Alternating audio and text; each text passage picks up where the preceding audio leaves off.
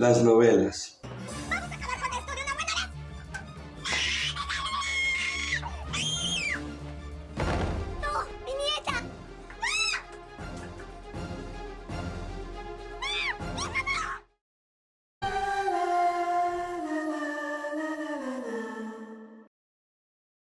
Ese género literario que nos ha acompañado desde el siglo XV, en la Edad Moderna, con el surgimiento del Renacimiento o la Ilustración, hasta formar parte significativa de la cultura popular en nuestras nuevas eras. Ha evolucionado desde el papel y los libros al escenario, con su ideal o estructura significativa y representativa de cada país y época en la que se han presentado sus formatos. En esta ocasión vamos a analizar los distintos personajes representativos de cierta época en la que se desarrolló el subgénero de las novelas, que es el género indigenista socialista.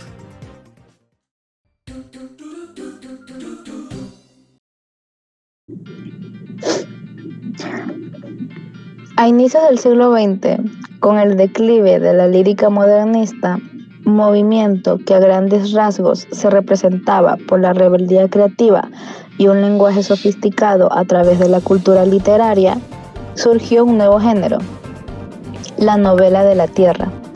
Este se presentaba como un movimiento literario realista en el que se señalaban los distintos elementos como costumbres ocurridos de forma regular en la sociedad, mostrando personajes y escenarios desconocidos de la geografía americana.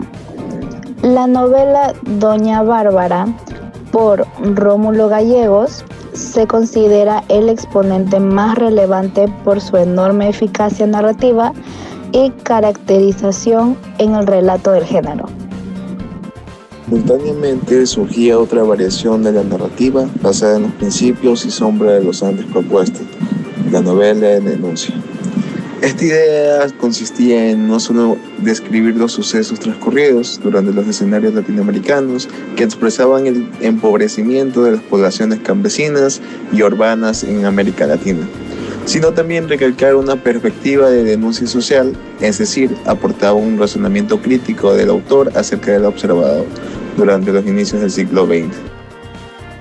Entonces es cuando la novela de denuncia alcanza su pico más alto, cuando surge esta nueva corriente denominada novela indigenista, que aunque similar, debe diferenciarse de la novela indianista, la cual tiene un factor y estilo más pintoresco que se desarrolló a finales del siglo XX.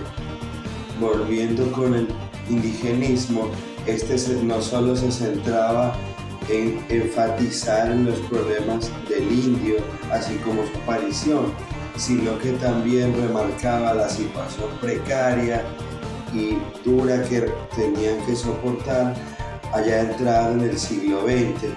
Las obras más representativas de esta época son Guasipungo, La Serpiente de Oro o El Indio.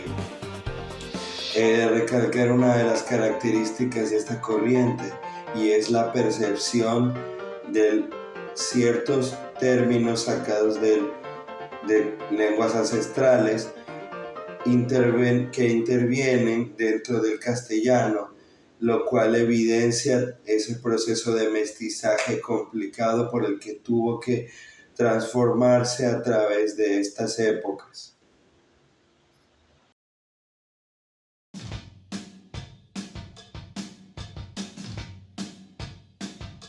Rómulo Gallegos, nacido en 1884 y fallecido en 1969, fue un novelista y político venezolano, empleado de ferrocarriles y profesor en colegios privados, que llegó a ser subdirector de la Escuela Normal y director del Liceo de Caracas. Sus obras son ampliamente reconocidas debido a la presencia del realismo, dividida en tres temáticas fundamentales: crítica de costumbres, ambiente criollo con una antinomía civilización y barbarie, así como pasiones, desequilibrios y anormalidades. Entre sus obras más representativas se encuentran Los aventureros, El último solar, La doncella y el último patriota, Sobre la misma tierra y principalmente Doña Bárbara, escrita en 1929, su obra más relevante, la cual trata acerca del conflicto entre la civilización y barbarie en Venezuela. Desarrollada en la llanura venezolana, cuenta la historia de una mujer que aterroriza a sus vecinos para poder quedarse con sus tierras. Esta novela refleja la dictadura de Gómez, que gobernó Venezuela entre 1908 y 1935.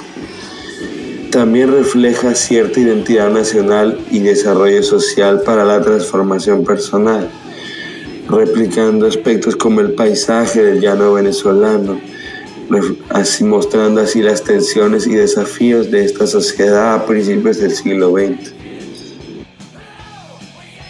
Luis Alfredo Martínez, o mejor conocido como Luis A. Martínez, fue un escritor, pintor, político y agricultor ecuatoriano que introdujo el realismo en la literatura del mismo país.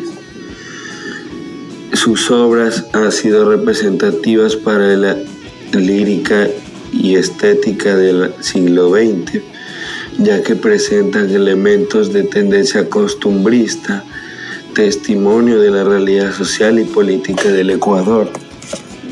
Tal es su denotación, que denuncia la explotación económica y el clericalismo de la época.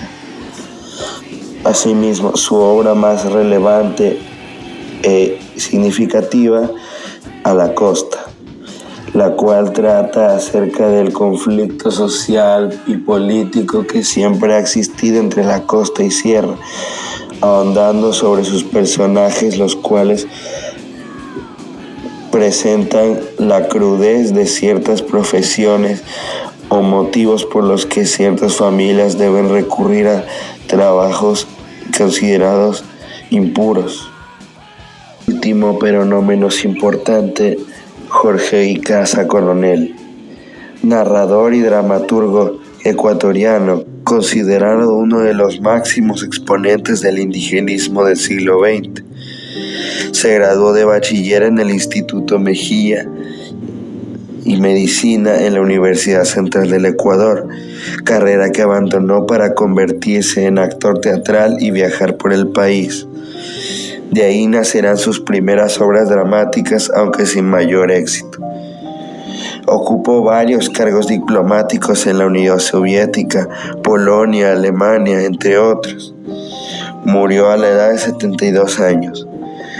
Entre su legado podemos rescatar sus obras más sobresalientes como Barrio de la Sierra, Flagelo, Media vida deslumbrados, pero sobre todas estas, Huasipungo es la que destaca debido a sus recursos estilísticos y literarios latinoamericanos.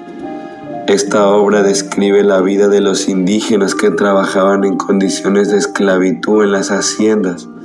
A modo de denuncia indigenista, esta se desarrolla en torno a los habitantes indígenas de la hacienda Cuchitambo, propiedad de Alfonso Pereira, quien explota brutalmente a los indígenas y mestizos. Estos son obligados a trabajar sin paga, bajo amenazas de latigazos o hasta la muerte. La trama se centra en el enfrentamiento entre indio patrón y en la lucha de los indígenas por la supervivencia y dignidad.